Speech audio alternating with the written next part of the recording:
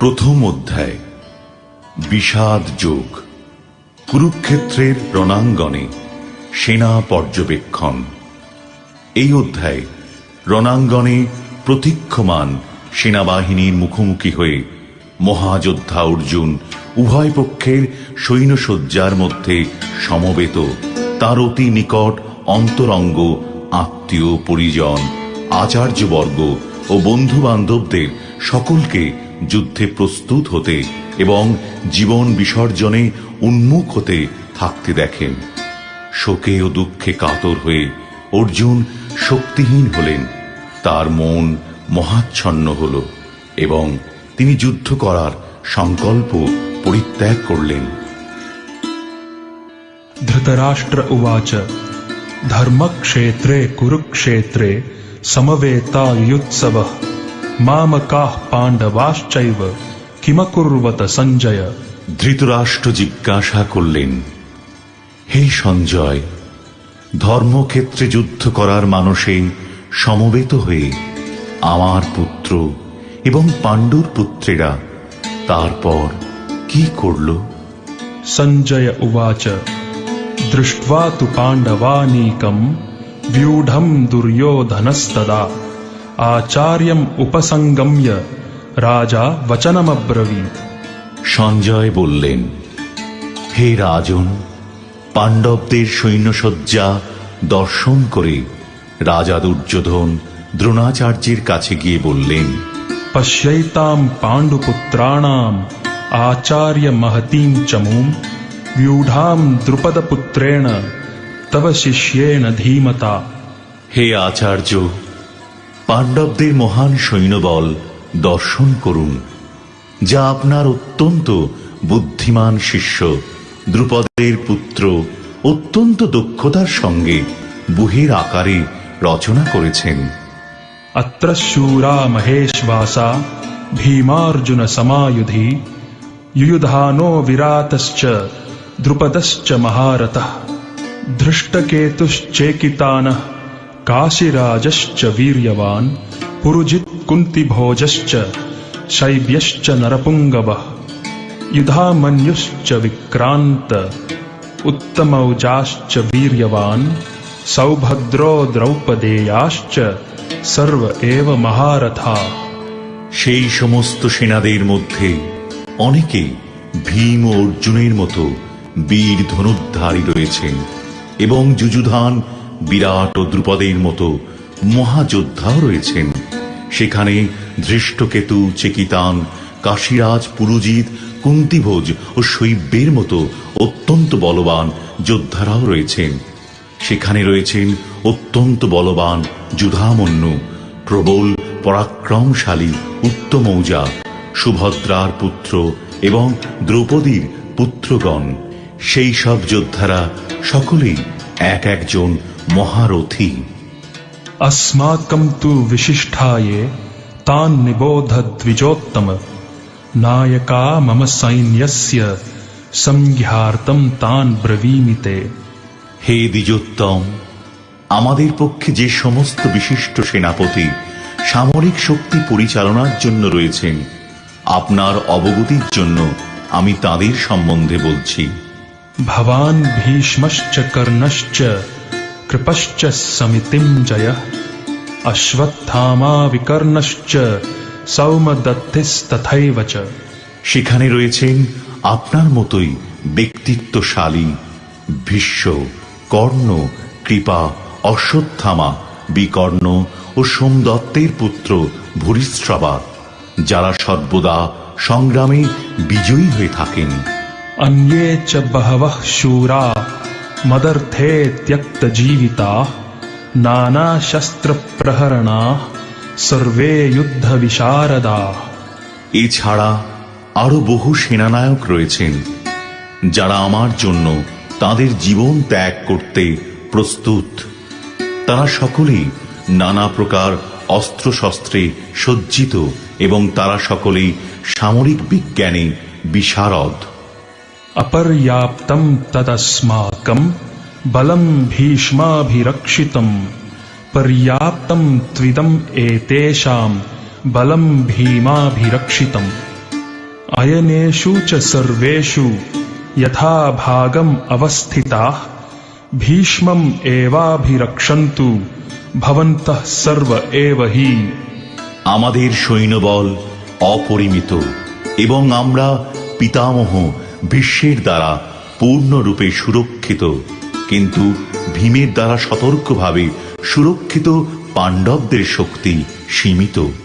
এখন আপনারা সকলে সেনাব্যূহের প্রবেশ পথে নিজ নিজ গুরুত্বপূর্ণ স্থানে স্থিত হয়ে পিতামহ ভীষ্মকে সদ্বতভাবে সাহায্য প্রদান করুন। तस्य सञ्जनयन् हर्षम् कुरु वृद्धः पितामहः सिंहनादं विनद्योच्चैः शङ्खं दध्मौ प्रतापवान्। তখন কুরুবংশের বৃদ্ধ পিতামহ ভীষ্ম দুর্যোধনের হর্ষোৎপাদনের জন্য সিংহের গর্জনের মতো অতি উচ্চনাদে তাঁর শঙ্খ বাজালেন। ततः शङ्खाश्च भैर्यश्च पणवानकगोमुखाः सहसैवाभ्यहन्यन्त सशब्दस्तुमुलोऽभवत्।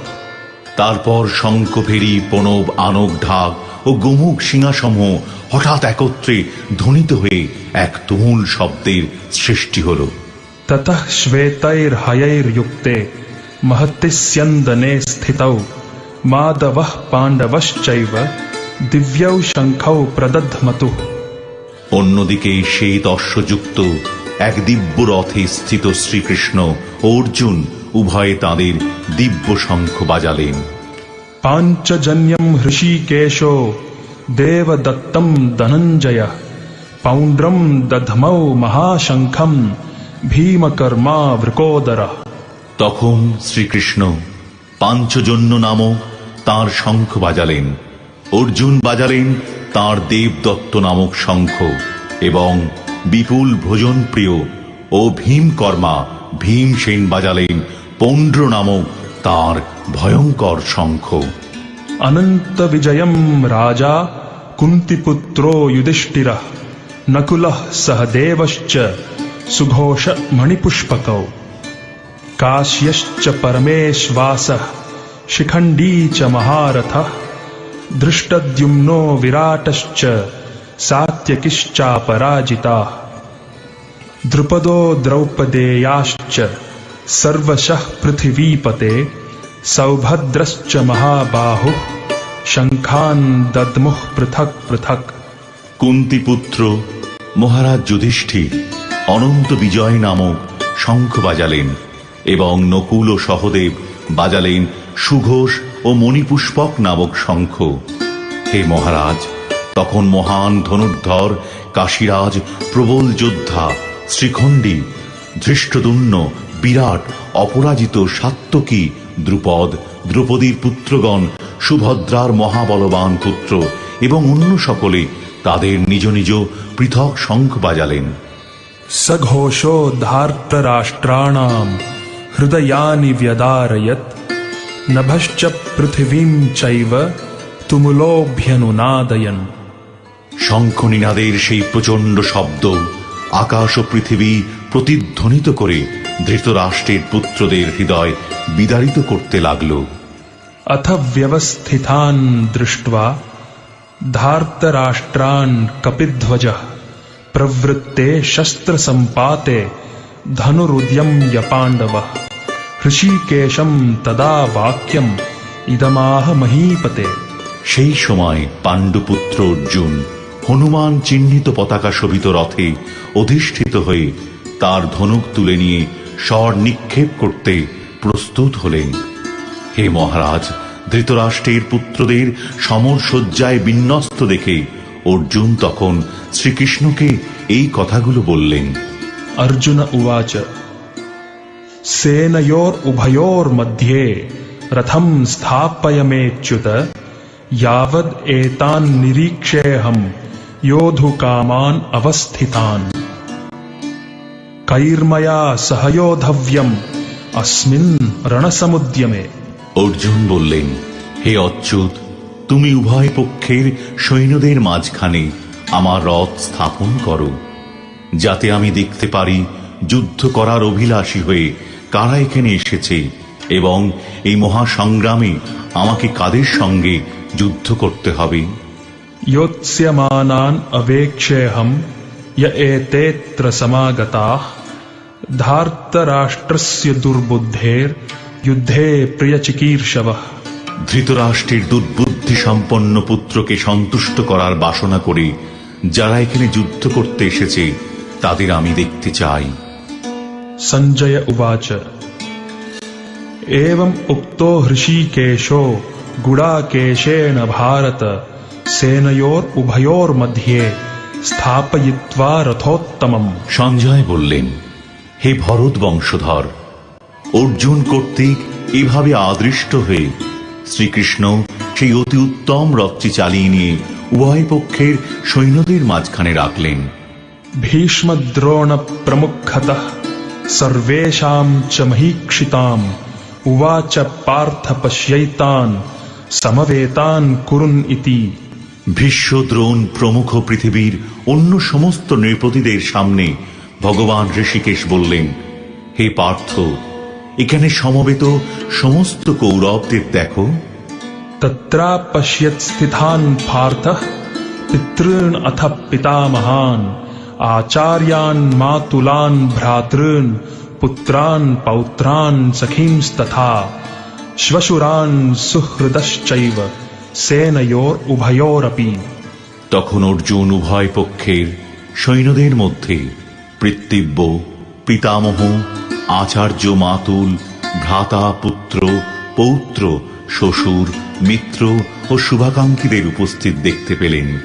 तान् समीक्ष्य स कौन्तेयः सर्वान् बन्धून् अवस्थितान् कृपया परयाविष्ठो विषिद्धान्निदमब्रवीत्। তখন কুন্তিপুত্র অর্জুন সকল রকমের বন্ধু ও আত্মীয় স্বজনদের যুদ্ধক্ষেত্রে অবস্থিত দেখলেন। তখন তিনি অত্যন্ত কৃপাবিষ্ঠ ও বিষণ্ণ হয়ে বললেন, अर्जुन उवाच दृष्ट्वेमं स्वजनं कृष्ण युयुत्सुं समुपस्थितं सीदन्ति मम गात्राणि मुखं च परिशुष्यति।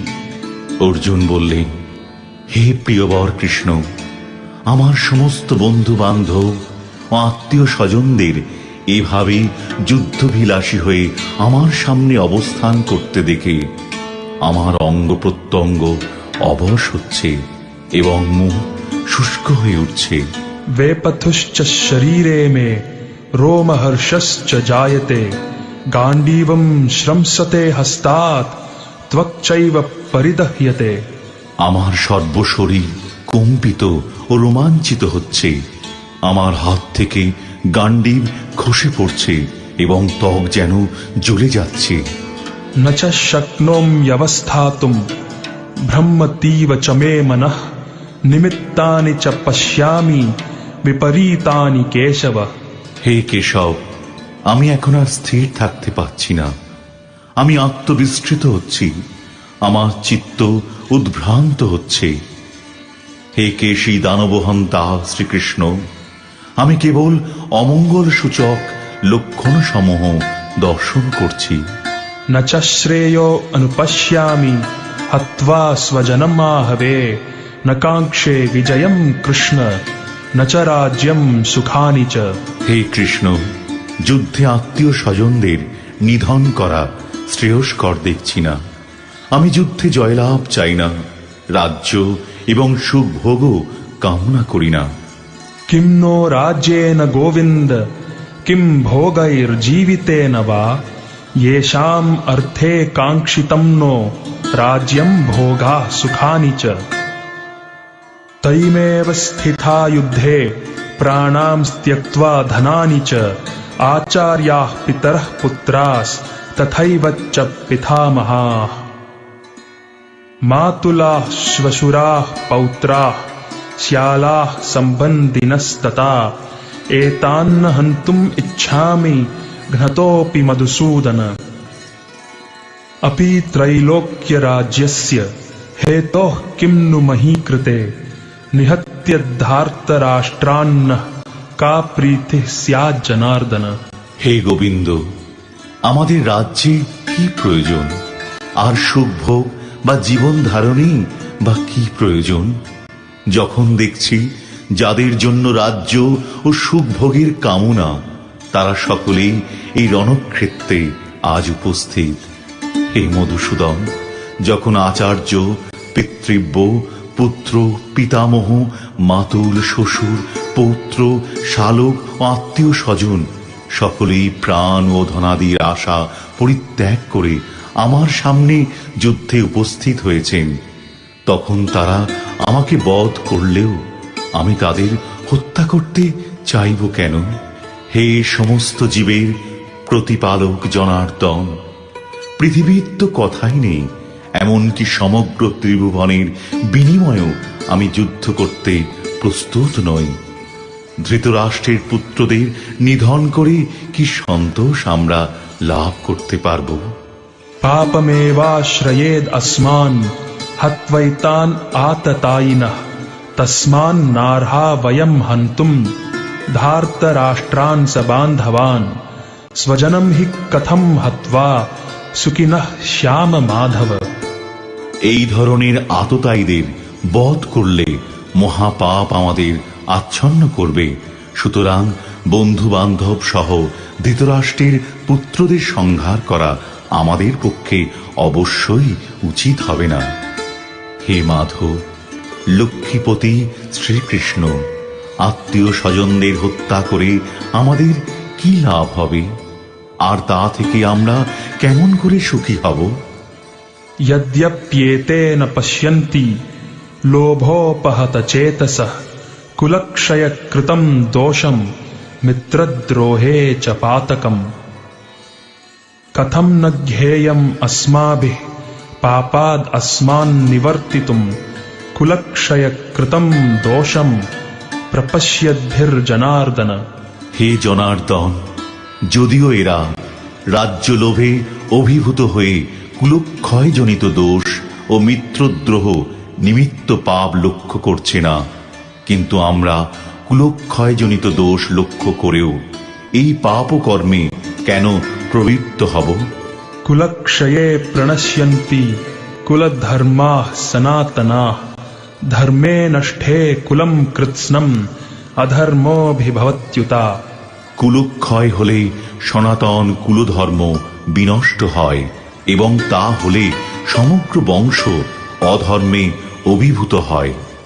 अधर्माभिभवात् कृष्ण प्रदुष्यन्ति कुलस्त्रियः स्त्रीषु दुष्टासु वार्ष्णेय जायते वर्णसंकरः।